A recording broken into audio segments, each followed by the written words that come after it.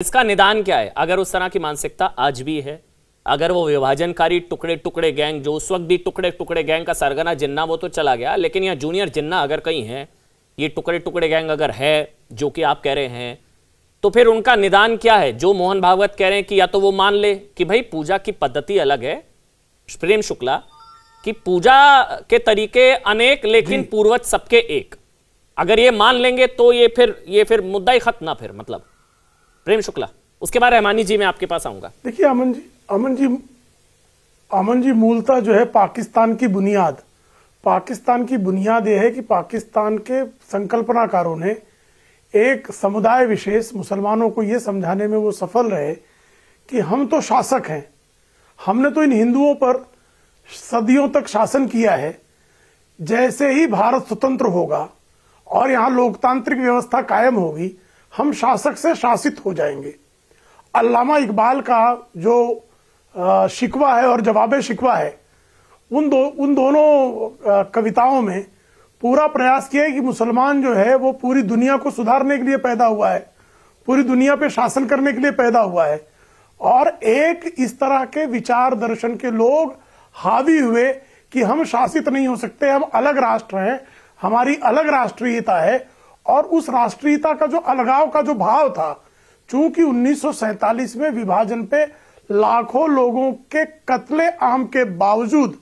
जिन लोगों को यहां से भारत से पाकिस्तान चले जाना था, ऐसे कुछ तत्व जो हैं तब भी भारत में रह गए। हैदराबाद में एक बड़ा वर्ग था जो पाकिस्तान में मिलना चाहता था, जूनागढ़ में भी एक कुछ वर्ग था जो पाकिस्तान में मिलना चाहता था।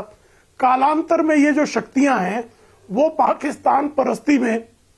पाकिस्तान की प्रेरणा से, पाकिस्तान के प्रायोजन से आज भी भारत के विभाजन के स्वप्न देखती हैं। उन टुकड़े टुकड़े गैंग, जैसे पाकिस्तान का जो मैनिफेस्टो है, वो पाकिस्तान का मैनिफेस्टो भी एक कम्युनिस्ट ने लिखा था, हर कोई जानता है। तो जो कम्युनिस्ट शक्तियां कल तक 1940 के दशक में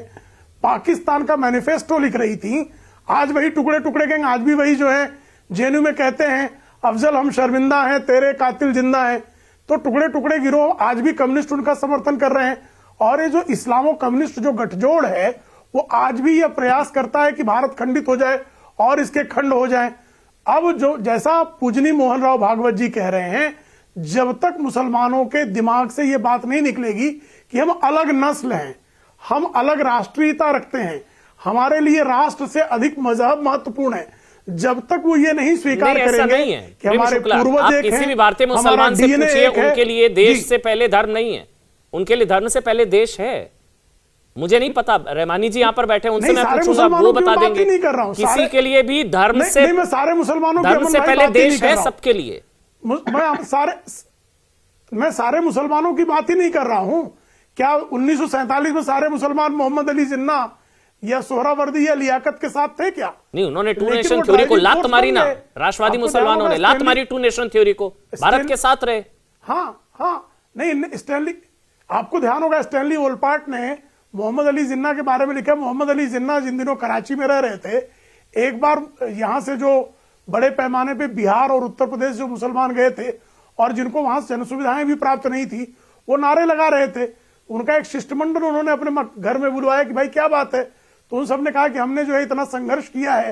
पाकिस्तान के लिए इतनी कुर्बानियां दी हैं, और पाकिस्तान में हम यही हाल देखने के लिए आए हैं क्या? तो मोहम्मद अली जिन्ना ने कहा था कि पाकिस्तान का निर्माण मेरे और मेरे टाइपराइटर के अलावा और किसी को पाकिस्तान के निर्माण का श्रेय नहीं जाता। जो बार बार कहा जाता है हंस के लिए है पाकिस्तान और लड़के लेंगे हिंदुस्तान, तो हंस के लिए क्यों? क्योंकि अंग्रेजों के साथ जो अलगाववादी शक्तियां थी, भाई 1906 का भी जो भंग है, ठीक है प्रेम शुक्ला, भंग भी किसने आप कह रहे हैं कि कई जूनियर जिन्ना है, जिन्ना चला गया, साथ में गए, ये गद्दार जिन्ना निकल लिया, चला गया, लेकिन कई जूनियर जिन्ना अभी भी यहाँ पर हैं, आज भी हैं, और उस तरह के तुष्टिकरण की लेकिन उनके खिलाफ लड़ाई का ठेका सिर्फ आप लोगों ने या राइट विंग या बीजेपी वालों ने, हिंदुओं ने थोड़ी ना, वो तो सारे राष्ट्रवादी मुसलमानों की भी वही लड़ाई है जो आपकी है, हमारी है, सबकी है। इस विभाजनकारी गैंग, जिन्ना गैंग, टुकड़े गैंग